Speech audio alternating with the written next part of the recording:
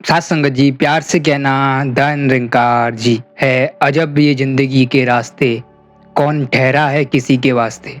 तो ये जीवन जो है, जिसका कोई मोल नहीं है, इस अनमोल जीवन को पाकर हमें इसका कर्ज चुकाना है। अब कर्ज कैसे चुकाएं? इस मानुष का जन्म हमें मिल गया, तो क्या हम अपने असली लक्ष्य तक पहुंच गए? क्या हमें उन तीनों सवालों का जवाब मिल गया? मैं कौन हूँ, कहाँ से आया हूँ और कहाँ मैं फिर जाऊँगा? या अभी भी मुझे यही लगता है कि जहाँ मैं रह रहा हूँ वही मेरा घर है। एक सराय पर लिखा हुआ था कि तुम यहाँ से गुजर जाना, लेकिन यहाँ घर मत बना लेना। वाकई ठीक ही लिखा था, क्योंकि ये दुनिया में हम आते तो हैं, लेकिन एक सराय की तरह होता है। यहाँ हम अपना घर बनाकर बैठ जाते हैं, जैसे कि यही हमारा सच्चा घर हो।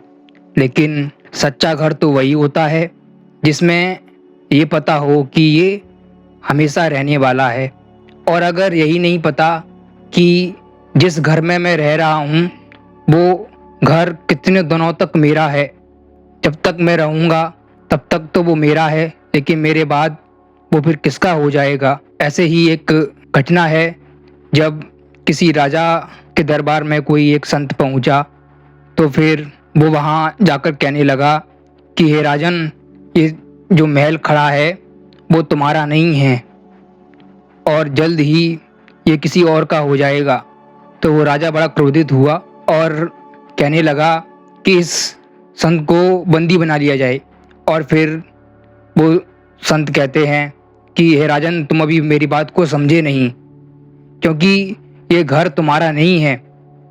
इससे पहले भी यहाँ पर कई लोग हुए, तुम्हारे दादा परदादा हुए। मैं तब भी आया, मैंने तब भी समझाया कि ये महल तुम्हारा नहीं है, लेकिन वे भी नहीं समझे। और अब मैं तुम्हें समझा रहा हूँ, ये घर तुम्हारा नहीं है, तुम्हारा असल ठिकाना तो कहीं और है। तब राजा के समझ में आती है कि आखिरकार ये किस घर की बात की जा रही है। ये उस घर की बात नहीं की जा रही जहाँ राजा अपने महलों में रह रहा है। ये उस घर की बात की जा रही है जो घर हमें अपने परमात्मा तक पहुंचाता है, जो घर हमें सिर्फ सुकून ही सुकून देता है। ऐसा घर जहाँ कोई डर नहीं होता, जहाँ कोई किसी के होने से हमारे ऊपर कोई प्रभाव नहीं पड़ता, हमारा मन एक रस रहता है। फिर हम ऐसा नहीं करते कि किसी के होने से हमारा स्वभाव बदल जाए। अक्सर हम देखते हैं, अगर कोई रास्ते पर राहगीर चल रहा होता है और अकेले में चले तो बड़ा मस्त चाल से चलता है, और अगर वैसे ही कोई उसे देख लेता है या उसके पीछे कोई आ रहा होता है तो उसकी चाल ही बदल जाती है।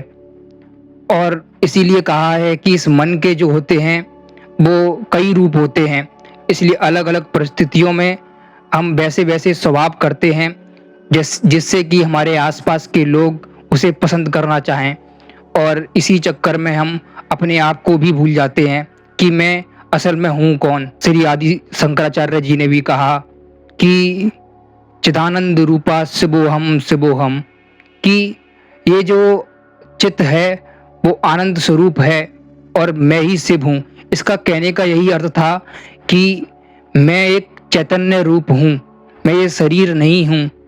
मेरे अंदर जो भी भावनाएं उठती हैं, जो भी मेरे अंदर विकार उत्पन्न होते हैं, वो सब इस शरीर के होने की वजह से ही उठते हैं, इस अहम के होने की वजह से उठते हैं। इसलिए हमारे विचार स्वभाव सब हमारे अहम के इर्द गिर्द ही घूमते रहते हैं, और फिर हमें लगने लगता है कि यहाँ बस मैं ही हूँ। और फिर हम मैं को ही अपनी पहचान बना लेते हैं कि मेरा नाम ये है, मैं इस जाति में पैदा हुआ हूँ, मेरा घर इस जगह पर है तो ये जगह मेरी है। जबकि ये पूरी पृथ्वी ही भगवान ने इंसान के लिए बनाई, और फिर इंसान ने यहाँ आकर अपने अलग अलग देश की सीमाएं बना डाली, देश के कोनों पर अपना अपना हक जमा डाला कि इतना देश मेरा है और इतना देश तुम्हारा है, और फिर आपस में लड़ाई करने लगे कि ये देश का हिस्सा हमारे देश का हिस्सा होना चाहिए, और फिर ये सब हमें पता चलता है तो सिर्फ यही कि इसका कारण जो है वो सिर्फ अहम है, वो सिर्फ मैं है। हर कोई अपने अहम को बल देना चाहता है कि मेरा अहंकार बड़ा हो, इसलिए हर एक देश अपने आप को बड़ा दिखाना चाहता है कि मेरा देश और बड़ा बने और बड़ा हो जाए। लेकिन वो यह भूल जाते हैं, अगर किसी देश को राष्ट्र को बड़ा बनाना है तो उनके देश में रहने वाले लोगों से बना जाता है।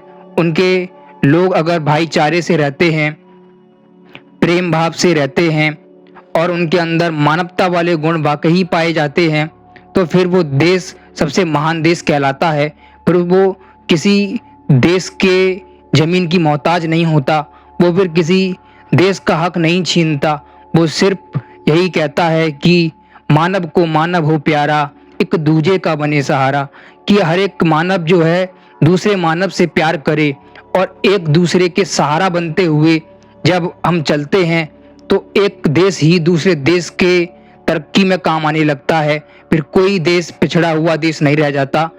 और इसी संबंध में इसकी जब कड़ी शुरू होती है वो घर परिवार से ही शुरू होती है।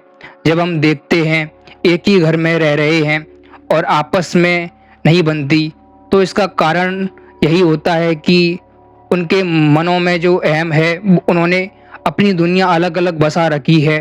कोई सोचता है कि मेरी दुनिया तो बस इतनी ही है, तो दूसरा सोचता है मेरा तो इससे कोई वास्ता ही नहीं, मेरे विचार जो हैं इससे एकदम अलग हैं, ये किसी और विचार का बंदा है और मैं किसी और विचार का बंदा हूँ।